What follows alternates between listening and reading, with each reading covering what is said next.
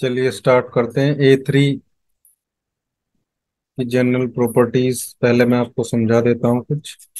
वैसे तो पल्सेटिला और एब्रोटेनम जो हमने कल पढ़ा था, मैक्सिमम वो सारी चीज़ें मैच होती हैं, लेकिन फिर भी अ, उसके प्रोटोकॉल से पहले कुछ चीज़ें आपको मैं बताना चाहूँगा।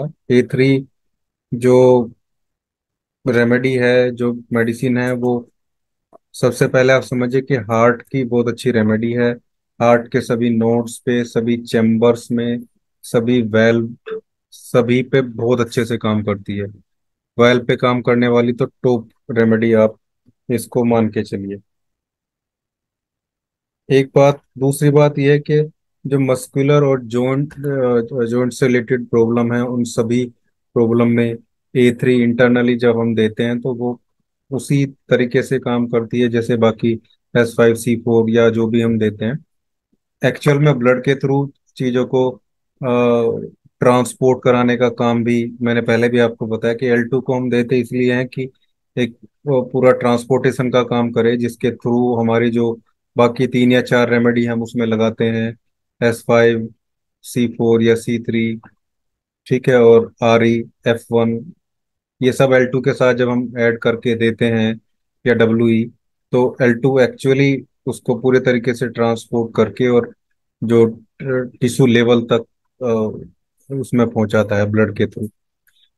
तो वहां पे फिर रेमेडी अपना काम करती है इंटरनली, पूरे के पूरे कंपोजिशन पे काम करती है, ब्लड के और लिम्फ पे, दोनों चीजों पे A3 का वर्क आप देखेंगे। ब्लड जितनी भी चीजें आप देखते हैं ब्लड में, सारे कंपोजिशन पे आपको इसका इफेक्ट देखने को मिलेगा। WBC, RBC, प्लेटलेट, और इसके अलावा भी जितनी सारी चीजें आप देख सकते हैं WBC के जितने भी कंपोनेंट हैं।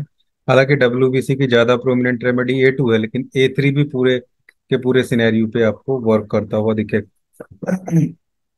दूसरा, प्रोथ्रोम्बिन टाइमिंग को भी इम्प्रूव करता है, जिसमें कई बार ब्लड की लीकेज होने का चांसेस बढ़ जाते हैं जब कोई लगातार जो ब्लड थिनर वगैरह लेते रहते हैं, या बहुत ज़्यादा अल्कोहल का सेवन करने वाले लोगों का भी जो है वो डिस्टरबेंस वहाँ पे रहता है, और उनको ब्रेन में कई बार जो ब्लड लीकेज की प्रॉब्लम से उनको हेमरेज की जो चांसेस हैं वो देखने को मिलते हैं।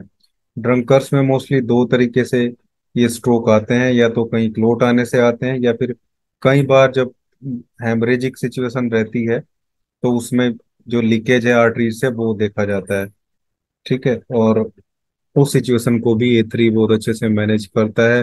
पैरालिसिस की बहुत अच्छी रेमेडी है। पैरालिसिस पे आपने देखा, मैंने हर बार आपको L2 बताया, L2S5 और WE, या फिर RE भी दे सकते हैं आप पेशेंट को। ब्लड प्रेशर नॉर्मल रहने की सिचुएशन है, वैसे भी ब्लड प्रेशर बढ़ाती नहीं है जब L2 के साथ हम देते हैं, तो नॉर्मलाइज सिचुएशन में पेशेंट को बहुत रिलीफ करता है ये। किसी को नया नया पैरालिसिस आया था उसको आपको D5 में दे सकते हैं, फिर बाद में धीरे धीरे उसको D4 में किया जा सकता है, बहुत अच्छे से इम्प्रूवमेंट देखने को मिलता है। साथ में स्पाइन कॉम्प्रेस उसको दीजिए, हेड कॉम्प्रेस दीजिए। ब्लड प्रेशर हाई है तो उसके लिए S10 A1B या S1 A1B को 200 में दीजिए। ब्लड प्रेशर को मैनेज करना बहुत जरूरी रहता है पैरालिसिस के पेशेंट के लिए, चाहे वो न्यू कंडीशन में हो, चाहे वो क्रोनिक सिचुएशन में हो, मतलब कुछ साल या कुछ महीने उसको हो गए हैं तब भी। जब भी आप अपना ट्रीटमेंट करें तो थोड़ा हाइयर पोटेंसी का यूज करें। S1 F1 वैन 1000 को अल्टरनेट करके, एक को सुबह, एक को दोपहर, एक को शाम को दे सकते हैं, जिससे सिचुएशन तेजी के साथ में मैनेज होती है। फिर कुछ दिन बाद आप वैन 1 को बंद कर दें, S1 को बंद कर सकते हैं, F1 को कंटिन्यू चलाइए 1000 एक महीना देने के बाद में पैरालिसिस के पेशेंट को, फिर 200 में, फिर 30 में, ऐसे बाकी L2 का प्रोटोकॉल चलाते रहिए। बहुत जल्दी ही इंप्रूवमेंट लगेगा। जो पेन ऑयल है अपना, उसको भी पेशेंट को लगातार अप्लाई कराते रहिए, जिस हिस्से में पैरालिसिस की प्रॉब्लम नजर आती है। स्पाइनल कोड पे भी स्पाइनल कंप्रेस करने से बहुत अच्छे रिजल्ट हमें वहां पे मिलते हैं। इसके अलावा A3 मैंने बताया कि रेस्पिरेटरी सिस्टम पे भी बहुत इफेक्टिवली वर्क करती है, म्यूकस मेम्ब्रेन पे काम करती है, कफ की बहुत अच्छी रेमेडी है ड्यू टू पल्सेटिला। और इसके अलावा हेल्थ को प्रमोट करती है A3। बच्चों में जो खासकर बहुत वीक बच्चे रहते हैं, जिनको हाथ पैर बहुत पतले दिखे, मेरास्मस जैसी सिचुएशन नजर आए पेशेंट की, वहां पे आप इसको दे सकते हैं, ब्रोटेनम का इफेक्ट भी, और एज अ होल ए3 वहाँ पे बहुत अच्छा काम करती है। लेकिन मैंने पहले ही बोला कि आप इसको अगर L2 के साथ में देंगे, L2WE के साथ में देंगे, तो वहाँ पे बहुत अच्छे से हेल्थ को प्रमोट करेगी। प्लस जो इसमें S5 भी ऐड कर दे, अगर बच्चे को भूख नहीं लगती है तो भूख भी वहाँ पे लगेगी, या फिर लीवर का प्रोटोकॉल आप अलग से दे सकते हैं। कई बार ऐसी सिचुएशन भी रहती है, कई सारे ऐसे केसेस भी देखने को मिलते हैं। हालांकि वो जो जहाँ ज्यादा स्लम एरिया, झुग्गी झोपड़ी वाला है, कि वहाँ बच्चों के पेट में पानी भी भर जाता है, न्यूट्रिशन ना मिलने की वजह से, लगातार कंटेमिनेटेड पानी और गंदी चीजें खाने की वजह से उनको लीवर में बहुत ज्यादा प्रॉब्लम रहती है, जॉन्डिस हाई लेवल पे रहता है। तो ऐसे बहुत सारे हमारे ग्रुप के लोग हैं, बहुत सारे जो काम करते हैं, केसेस आते भी रहते हैं। हालांकि मेरे पास वैसे केसेस बहुत कम ही आते हैं, आते तो हैं साल भर में एक दो कोई ले आता है, क्योंकि मैं थोड़ा सा, जहाँ मेरा क्लिनिक है दोनों वो थोड़े पोस्ट एरिया आप समझ के चलिए, एक तो पूरा पूरा कैंटोनमेंट का एरिया है मैक्सिमम, वहाँ पे डिफेंस के लोग ही रहते हैं। एक तरफ डिफेंस कॉलोनी है, एक तो साउथ सिविल लाइन है, और एक तरफ फिर ये कॉलोनल एनक्लेव है जो इसमें पूरा लेकिन फिर भी कहीं ना कहीं थोड़े बहुत केस दिख जाते हैं, और वहाँ ए3 बहुत अच्छा काम करता है। आप चाहें तो अपना जो केवल लीवर का प्रोटोकॉल है वो देने से भी काफी चीजें मैनेज होती हैं। इसके अलावा हम ये भी देखते हैं कि पेन में, जॉइंट्स में जब हम देते हैं इसको, तो ये इन्फ्लामेशन को रिड्यूस करती है, पेन को भी रिड्यूस करती है, क्योंकि इसमें सारे वो प्लांट अवेलेबल हैं। और अवेना सटाइवा होने की वजह से ये एनर्जी टॉनिक भी आप इसको बोल सकते हैं, और बहुत अच्छे से ए3 काम करती है। कुछ लोग जो है S1 A3 और डब्ल्यू या L2W, वही चीज आ गई, बहुत सारी बुक में केवल S1 A3 W आप देखेंगे, या L2W को ही आप मान के चलिए। इसके सायरप बना के भी जो है एज ए एनर्जी टॉनिक के तरीके से जो है अपने पास देते हैं, या फिर प्रिस्क्राइब करते हैं। और हो सकता है कि कुछ कंपनीज भी उस तरीके से यूज करते हो, क्योंकि आप देखिए कि ए3 का जो रोल है वो कितना बड़ा हो जाता है जब इसमें पल्सेटिला एब्रोटेनम रेमेडी खासकर ऐड हो जाने से, ये बहुत अच्छा जो है एक टॉनिक के तरीके से बन जाता है। और जो A1 A2 A3 में से ज्यादातर एज ए टॉनिक जो है ए3 को ही यूज किया जाता रहा है, पेटेंट प्रोडक्ट्स में भी और जो प्रोटोकॉल्स हैं उनमें भी। एक बहुत सेफ रेमेडी है कफ कोल्ड कोराइजा में। कई बार A1 को देने से बहुत ज्यादा ड्राइनेस देखने को मिल जाती है साइनस में या म्यूकस मेम्ब्रेन में। मान लो किसी का नाक बहुत ज्यादा बह रहा है, हमने C1 के साथ A1 और RE दे दिया पेशेंट को, तो कई बार ड्राइनेस आ जाती है, क्रस्ट भी जो है जमा हो जाते हैं नोज में। लेकिन ए3 बहुत सेफ है, इसलिए हमने कोल्ड के जनरल प्रोटोकॉल में A1 ना रख के ए3 रखा। केवल तभी मैंने A1 यूज करने के लिए बताया अगर बहुत ज्यादा जो रनी नोज की सिचुएशन बनी रहे तब, अदरवाइज आपको ए3 को ही मैक्सिमम केस में लेना है। इवन जो कोल्ड वाला प्रोटोकॉल है उसमें भी ए थ्री बहुत सेफ, वैसे तो A1 A2 A3 तीनों ही सेफ रेमेडी है, लेकिन कई बार जो A1 है वो थोड़ा बहुत जो सिचुएशन को कई बार थोड़ा वर्स हम बोल सकते हैं ऐसा। तो A3 C5 ये सब बहुत सेफेस्ट रेमेडी है, इसलिए मैंने पहले आपको A3 C5B का एक लोशन टाइप हार्ट लोशन या हार्ट का कॉम्प्रेस भी बताया, जब बहुत ज्यादा हार्ट रेट बढ़ी रहे उस सिचुएशन में। और ये कोलेस्ट्रोल, ट्राइग्लिसराइड, जितने भी फैट्स हैं जो डिपॉजिट होते हैं उन सबको रिमूव करती है। और ये समझो एथेरोस्क्लेरोसिस, जो आर्टरीज में क्लोग होने की जो सिचुएशन है उसको रोकती है, हटाती है। तो L2 को मैंने बहुत बार D10 में बताया है, केवल L2 को D10 में, और S6 C6 L1 और B को लगातार देने से D6 में, तो जो कोलेस्ट्रॉल है वो बहुत जल्दी से रिड्यूस होता है। इवन साथ में लीवर प्रोटोकॉल भी आप चलाइए हाई कोलेस्ट्रॉल वाले केस में। आप सब लोग जानते ही हैं कि कोलेस्ट्रॉल फॉर्मेशन में सबसे बड़ा रोल जो है वो लीवर का, और मैक्सिमम केस में लीवर का डिस्टर्बेंस निकलता है। ये सिचुएशन बहुत एक दूसरे को एक दूसरे को एक तरीके से सपोर्ट करती हैं, एक दूसरे को जैसे ऑर्गन एक दूसरे से एसोसिएटेड हैं, वैसे डिजीज भी एसोसिएटेड हैं सारी। फैट अब आप देखिए लीवर से स्टार्ट होती हैं मैक्सिमम चीजें।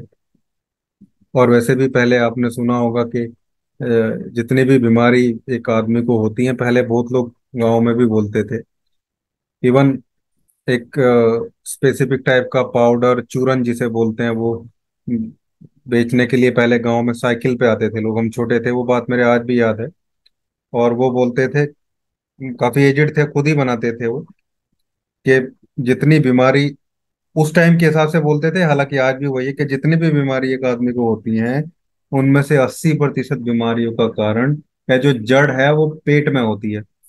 और पेट को सही कर लेने, अब पेट में कोई एक चीज तो है नहीं, पेट में लीवर है, इंटेस्टाइन है, पैनकियाज है, स्प्लीन है, और खुद अपना स्टमक है।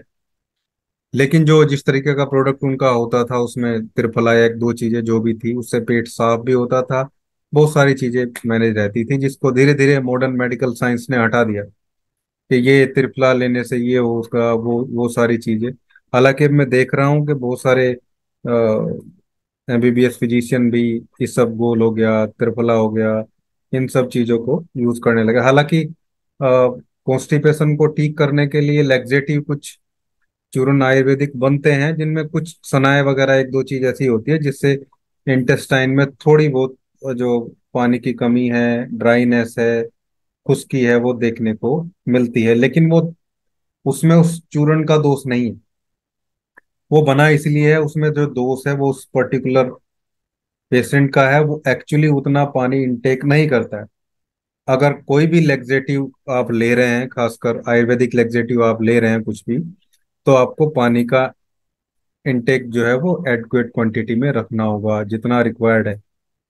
3 से 3.5 लीटर या 2.5 से लेके 3.5 लीटर के आस में आपको पानी पीना ही होगा।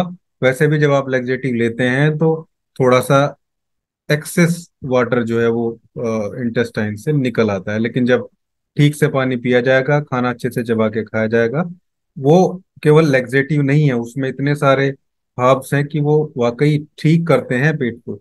लेकिन लेने का तरीका और साथ में जो डाइटरी रिस्ट्रिक्शंस हैं वो नहीं बताई जाती, ना लिखी जाती हैं उनपे, इस वजह से वो नुकसानदायक होते हैं। तो ये बहुत सारी चीजें हैं। अब आप देखो, मैं आपको बताऊं, ड्राइनेस पे बात आई है। हमारे कंट्री में या हमारे देश में इतने स्पीसीज, इतने मसाले हम लोग यूज करते हैं जो बहुत अच्छे हैं, सभी रेमेडीज हैं जिनको मुंह में रखने भर से ही सलाइवेशन होता है, जो बहुत जरूरी है डाइजेशन के लिए। ड्राइनेस, माउथ की ड्राइनेस, इंटेस्टाइनल ड्राइनेस, सब सब जो है क्लियर होती हैं। एक्सेसिव हाइड्रोक्लोरिक एसिड जो स्टमक में रह जाता है बाद में, पचने के बाद में, वो न्यूट्रलाइज होता है सलाइवा से, क्योंकि सलाइवा एल्कलाइन है, स्ट्रोंग एल्कलाइन है। और भगवान ने, ऊपर वाले ने उसको इसीलिए दिया है कि वो इतनी सारी चीजें डाइजेशन की करे। अब आप समझिए कि सलाइवा जैसे सैसे मिलने स्टार्ट हो गए हैं वेस्टर्न कंट्रीज और अमेरिकन और यूरोपियन कंट्रीज, मतलब पाउच, इतनी ड्राइनेस जो है, ये सारे इतने, खासकर कोल्ड ड्रिंक्स और ये सब पीने की वजह से आ गई है, सलाइवेशन बनना कम हो गया है। मैंने अभी देखी थी एक रिपोर्ट, शायद बीबीसी की रिपोर्ट का वीडियो था जो मैं सुन रहा था, उसमें वहाँ वो अभी मेडिकली है, हालांकि प्रिस्क्रिप्शन या ऐसे लोगों के लिए अवेलेबल है, लेकिन हो गए हैं अवेलेबल। तो ये ड्राइनेस भी बहुत बुरी चीज है, चाहे वो माउथ की हो जिसमें सलाइवेशन नहीं होती है, या म्यूकस मेम्ब्रेन में हो, खासकर फूड पाइप्स से रिलेटेड प्रॉब्लम भी कई बार रहती है। स्टमक में भी पूरा ही पूरा एलिमेंट्री कैनाल में हम उसमें देखते ही हैं, फ्रॉम माउथ टू एनस के अच्छा लुब्रिकेशन होना चाहिए खाने के साथ में, और स्टूल को पास करने के लिए भी फिर कोई भी प्रॉब्लम नहीं रहती है। जब ये बढ़ जाती है तो फिर कोलाइटिस और ये सब सिचुएशन रहती हैं, जिसमें म्यूकस एक्चुअली में रिलीज होता है, कई बार ब्लड भी उसमें आता है डिसेंट्री की सिचुएशन में। तो हमें पेशेंट को ये बहुत जरूरी है बताना कि उसको क्या करना है और क्या नहीं करना है। हम सब लोग केवल इसलिए नहीं सीख रहे हैं कि हमें 10 प्रोटोकॉल मिल जाएं।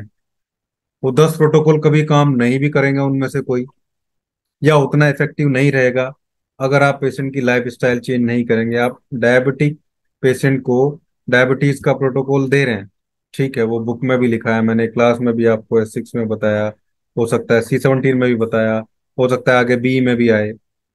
आप लोग दे रहे हैं, एक पेशेंट को रिजल्ट कर रहा है, एक को नहीं कर रहा है, लेकिन उनके लाइफ स्टाइल भी तो चेंज करवाना पड़ेगा ना आपको।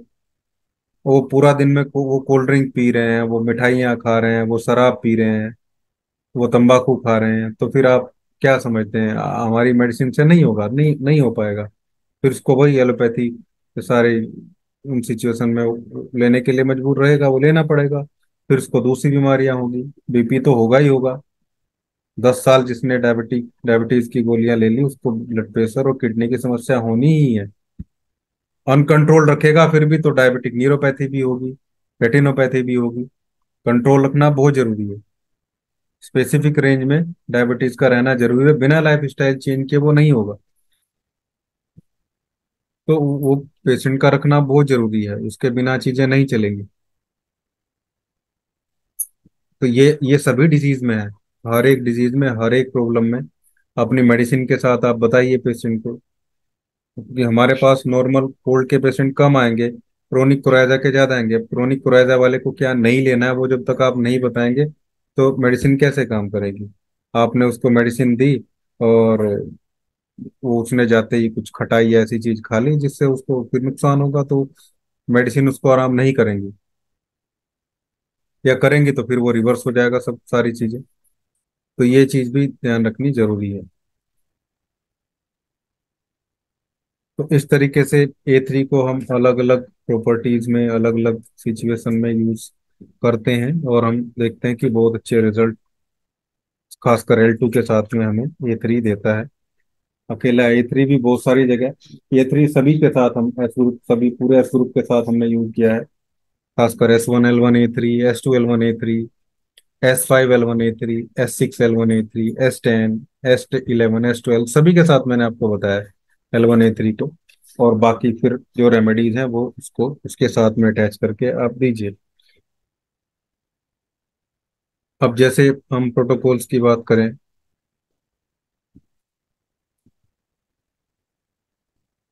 तो प्रोटोकॉल्स में मैंने आपको बताया कि L2,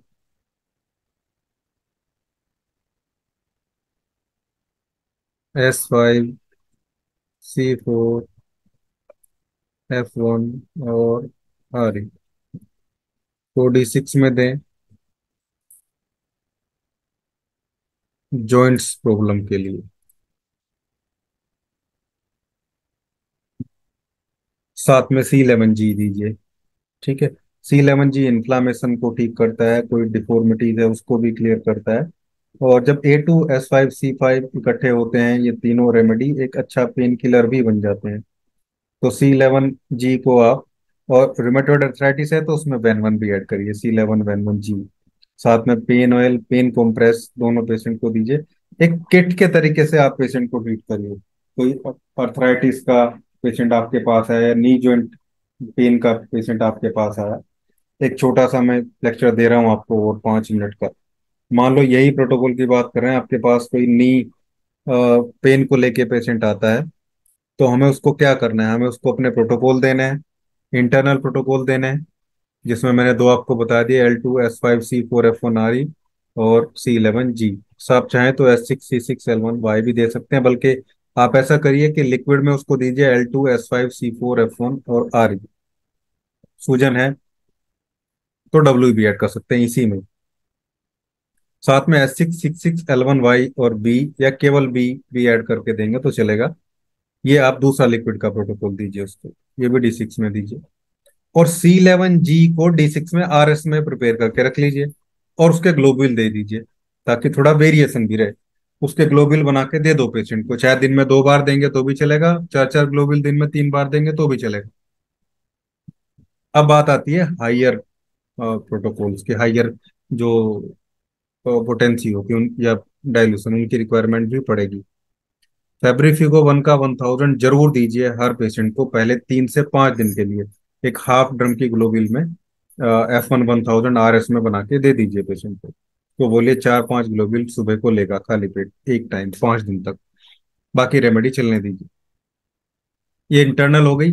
अब उसको 2 सीसी दीजिए आप, एक कॉम्प्रेस के लिए दीजिए और एक पेन ऑयल के लिए दे दीजिए। कॉम्प्रेस वाला उसको बोलिए कि पहले ये अप्लाई करना है जॉइंट पे, डायरेक्ट अप्लाई करना है। और थोड़े गर्म पानी में दे सकते हैं, वो ज़्यादा अच्छा रहेगा। अगर जैसे गर्म पानी में देने से सूजन भी कम होती है, पेन भी कम होता है, उसको बोलो 1 कप गर्म पानी में इस कॉम्प्रेस की 20 से 25 बूंदे डाल के और अच्छे कॉटन के कपड़े से उसकी सिकाई करेगा अपने जॉइंट की। बाद में उसको उस पर रख भी लेगा थोड़ी देर गर्म कपड़े पे। और फिर जब थोड़ी देर बाद सूख जाए फिर उसको ऑयलिंग करके जो पेन ऑयल है वो लगा के उसको छोड़ दे। बहुत जल्दी रिलीफ उसको लगना शुरू हो जाएगा सभी जोड़ पेन में। तो इस तरीके से हमें ट्रीट करना चाहिए।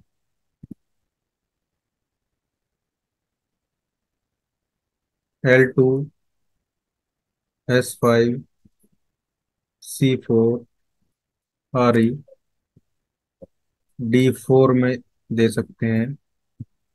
एनीमिया में बहुत अच्छा काम करेगा। साथ में जो स्पाइन कॉम्प्रेस है वो भी आप लगाइए। फिर S10 का मैंने ऑलरेडी आपको बता दिया,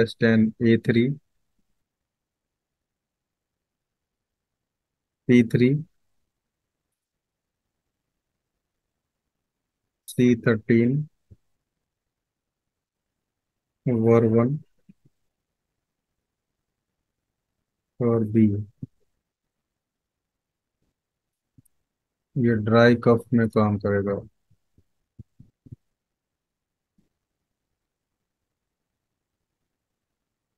बाकी ओल कफ का मैंने आपको बता ही रखा है ऑलरेडी, वो सभी टाइप के कफ में दे सकते हैं। स्पेसिफिकली ड्राई कफ की बात आती है, ये आप दे सकते हैं। एलर्जिक लगता है तो वाई भी वाई दे सकते हैं बी के जगह।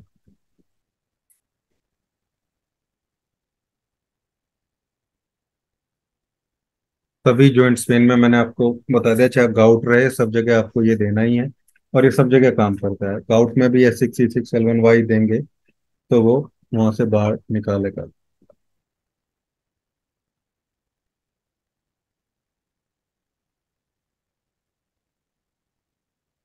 A3, C5 और D4 apply on heart.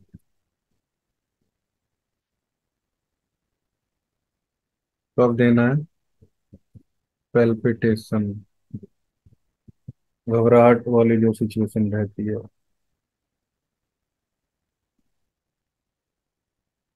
S5,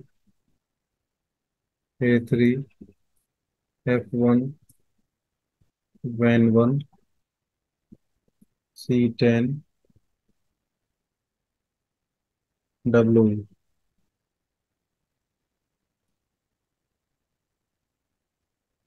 D5,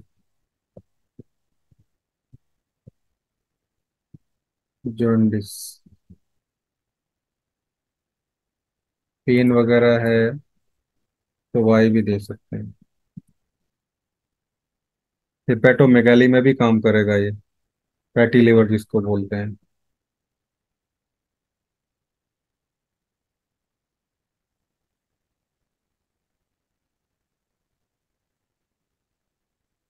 L2, W, L2, W, D4।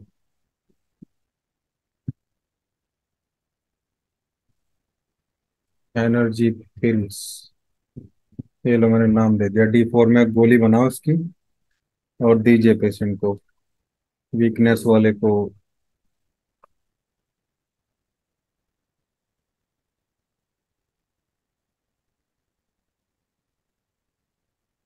S3, L1, A3, C3, Van 1, RE।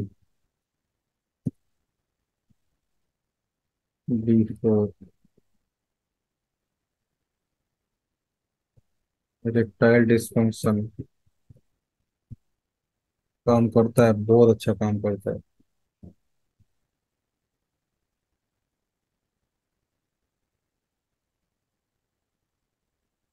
S10, A3, C10, और 2, YB, D5,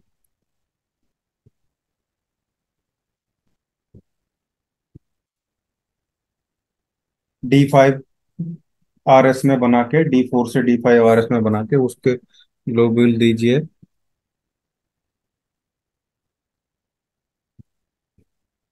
gastritis, acidity,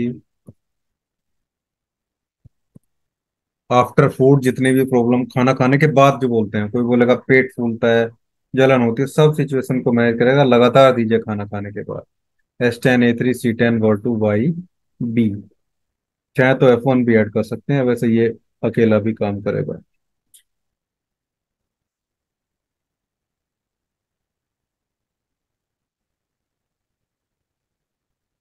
S5, L1, A3, War1, C10, Y,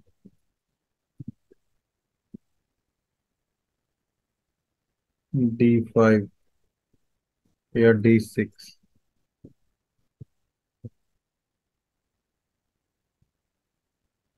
hepatitis B और सी दोनों में काम करेगा, ABC में, तीनों में ही मान के चलो आप। बाकी लीवर कॉम्प्रेस बहुत जरूरी हो जाता है इन सभी सिचुएशन में, और S2 का 200 मैंने बताया था, वो भी काफी जरूरी होता है। अर्टिकेरिया का मैं ऑलरेडी आपको बता चुका हूँ।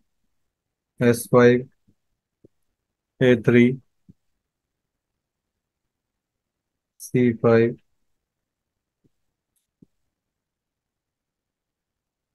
और 1B। वर 1 आप चाहे ऐड करें, चाहे तो ना ऐड करें।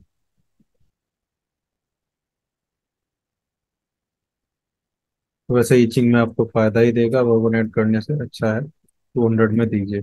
बहुत क्रोनिक है तो वैन 1 भी ऐड कर सकते हैं, काम करता है वो भी। 200 में दीजिए, 1 से डे। या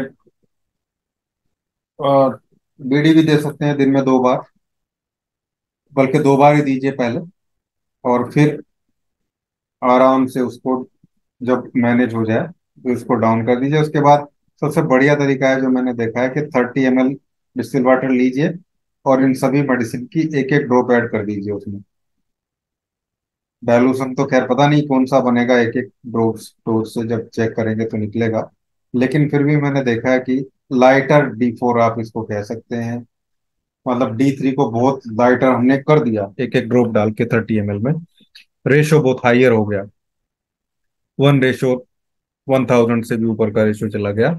स्किन डिजीज में बहुत अच्छा काम करता है। और ये देना स्टार्ट करिए। आप चाहे तो 200 के बजाय ये भी दे सकते हैं जो मैंने बताया, 200 नहीं है तो ये भी काम करता है। फिर 30 पे आ जाइए। और हालांकि ये 200 नहीं बनता है, ये अगर हम निकालेंगे कुछ मेडिसिन का रेशो तो वो 60-70 के आसपास, टेलूशन का जो रेशो वो आता है, जब 30 ml में एक ड्रॉप हम डालते हैं।